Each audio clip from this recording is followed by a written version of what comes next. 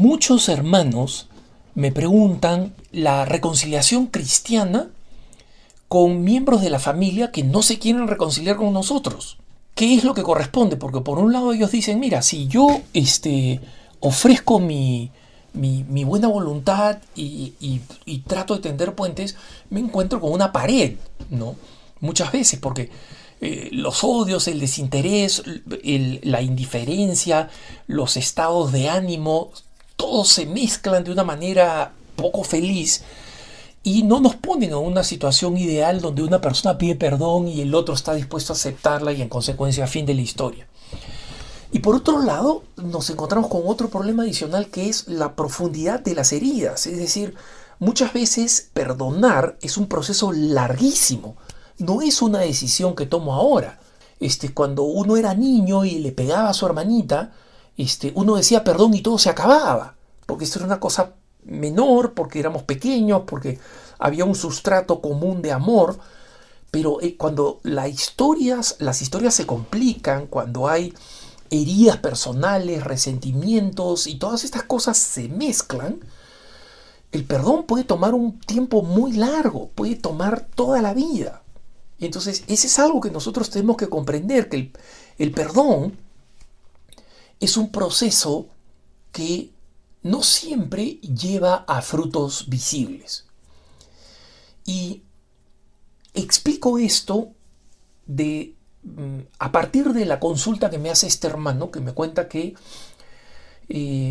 su papá los abandonó a él y a su mamá cuando ellos eran pequeños, ¿no? Y esta situación obviamente produjo una herida profunda, además de la profunda ruptura que significa desde el punto de vista económico que el principal proveedor de la casa desaparezca y los deje, que la mamá se vuelva de pronto una madre soltera, que el niño de 6 años, que es la edad que tenía cuando el padre los abandonó, ya no tenga papá. O sea, es una conmoción completa de la vida, ¿no? Y ese hombre se fue simplemente porque quería irse con otra mujer. Es decir, ninguna consideración sobre esta persona. Entonces, este hermano dice que con el paso del tiempo, el papá regresó en algunas ocasiones, pero que todos esos regresos, esos retornos, esas nuevas participaciones en la vida de él y de su mamá, son usualmente negativas. O sea, el señor, el padre, viene a demandar cosas a la madre, cosas que no tiene ningún derecho a demandar, a presionarla, a maltratarla, y que nunca ha mostrado un interés por mantener una relación con él, ¿no? Pero este hijo es un católico practicante, un hombre de fe, convencido, y quiere vivir su fe especialmente con su padre, porque nos lo piden los mandamientos, ¿no? Amarás padre y madre. Entonces, él dice que esto se vuelve un poco más importante habiendo pasado los años y siendo que su papá no está bien de salud, el tiempo pasa, es mayor, ¿no? Y que en consecuencia él siente que existe una cierta urgencia para esta reconciliación. Y acá es donde viene el punto crítico. El perdón cristiano, hermanos, es un perdón sin condiciones. ¿Y por qué digo esto? Porque es el ejemplo de Jesucristo. El perdón cristiano es el perdón de Cristo. ¿Y cómo es el perdón de Cristo? Jesucristo dice, perdona a los padres porque no saben lo que hacen. A los que los estaban torturando, estaba pidiendo que el Padre los perdonara. Y Jesucristo estaba justificando a estos hombres crueles que estaban matando al Hijo de Dios para que el Padre los perdonara, porque Él ya los había perdonado, en medio de la tortura y del abuso. Entonces, frases como perdono pero no olvido no es cristiana. Porque Jesucristo perdonó y olvidó, y perdona y olvida. Eso es el sacramento de la confesión. Es absoluto borrón y cuenta nueva, de cero. Entonces, ese es algo que nosotros tenemos que entender, que es, o sea, esencial para nuestra vida. ¿Y por qué es importante que entendamos que es un perdón sin condiciones? Porque significa sin condiciones, significa sin condiciones. Pero normalmente, ¿cuáles son las condiciones? ¿Por qué es importante decir que son sin condiciones? Porque normalmente nuestro perdón está condicionado. ¿Está condicionado a qué? Está condicionado al tiempo. Es decir, nosotros decimos, oye, ¿sabes qué? Yo te perdono ahora, pero de ahora en adelante nunca más me vuelvas a ofender. Esa es una condición. Y el perdón es incondicional. Muchas veces he visto reconciliaciones entre miembros de una familia que son miembros con muchos problemas, con muchas tensiones, con muchas neurosis, que no son perfectamente estables desde el punto de vista psicológico, y en consecuencia es absolutamente de esperar una nueva explosión y tensión.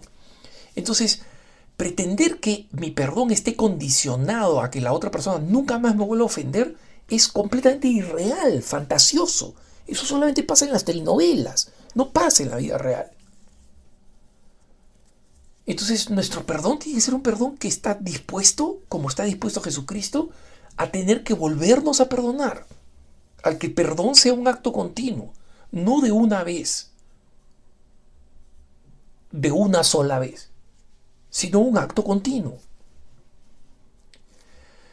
¿Qué otra condición ponemos?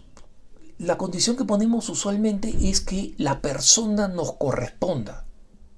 Y esto es muchas veces confuso para muchos cristianos. ¿Por qué es confuso? Porque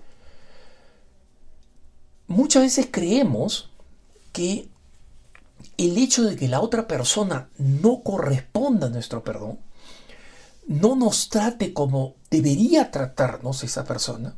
Por ejemplo, si es un padre que realmente nos trate como hijo, que realmente asuma su responsabilidad como padre.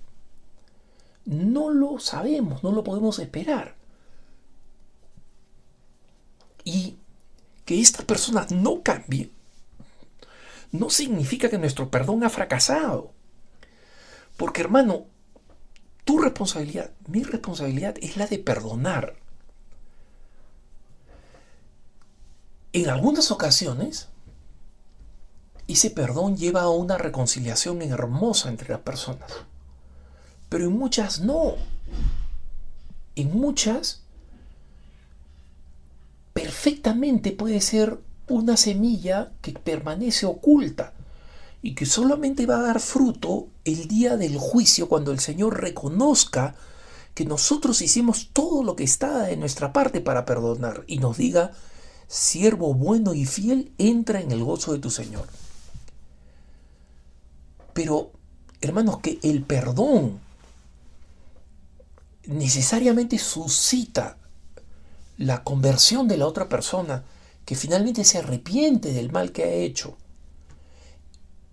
nos pide perdón de vuelta cuando nosotros lo hemos perdonado,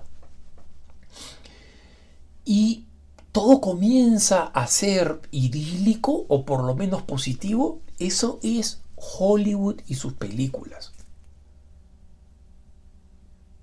Una persona puede perdonar con todo su corazón y nunca ver la respuesta de la persona que es objeto de su perdón. Y en consecuencia, a este hermano quisiera decirte algo más esperanzador, pero la esperanza está en que tú perdones. Ahí es donde tú estás viviendo la fe, la esperanza y la caridad. Y dejas en manos de Dios y en manos de la otra persona y en su libertad, esa libertad limitada por sus propias deficiencias. ¿Qué pasa si estás lidiando con una personalidad narcisista? ¿Qué pasa si estás lidiando con una personalidad que tiene problemas psicológicos serios? O si simplemente es una persona que tiene la maldad y el pecado demasiado enraizados como para convertirse. No porque la gracia no lo pueda convertir. es porque la gracia supone la libertad. Es decir, tiene que haber un resquicio de libertad que diga a la gracia, ven, entra. Porque Dios no violenta nuestra libertad. Entonces, es sorprendente la historia de los santos y de santas que a lo largo de la historia han tenido que soportar padres abusivos, esposos, cónyuges abusivos, esposas abusivas, y que mostraron virtud, perdón, misericordia, hasta el extremo de la santidad, hasta la heroicidad de virtudes.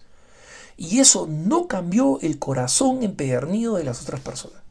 Ahora, también conocemos muchas historias de lo contrario, de las personas que por infinita misericordia cambiaron el corazón de las personas más crueles. O sea, Santa Gema Galgani y la mamá de Santa Gema Galgani perdonaron a Alessandro Serenelli, al que la asesinó porque no pudo violarla, ¿no? Y Alessandro Serenelli, cuando salió de la cárcel a la que había sido condenado por matar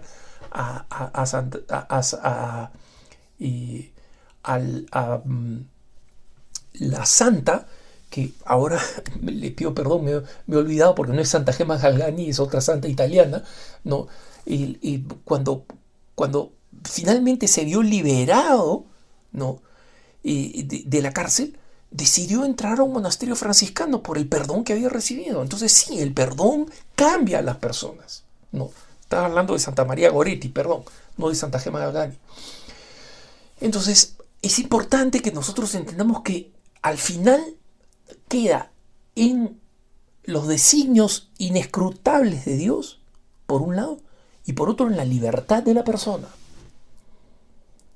Si esa persona no nos acepta, incluso en el seno de nuestra familia, eso no significa que nosotros no debemos tratar. Pero una vez más, cuando tratemos, cuando ofrezcamos el perdón, ofrezcámoslo incondicionalmente. Incondicionalmente. Estos santos subieron al cielo porque fueron heroicos en resistir cómo sus actos de bondad eran respondidos solamente con crueldad. Pero ese es el perdón cristiano. Es dificilísimo, pero ese es el perdón cristiano. Es el que practicó Jesucristo en la cruz y en consecuencia con su gracia no es imposible de practicar para los cristianos. Sin su gracia, por supuesto que es imposible. Cualquier persona en el mundo te diría, estás loco, esa persona te odia, ódiala de vuelta, o por lo menos sé indiferente. Ese no es el perdón cristiano.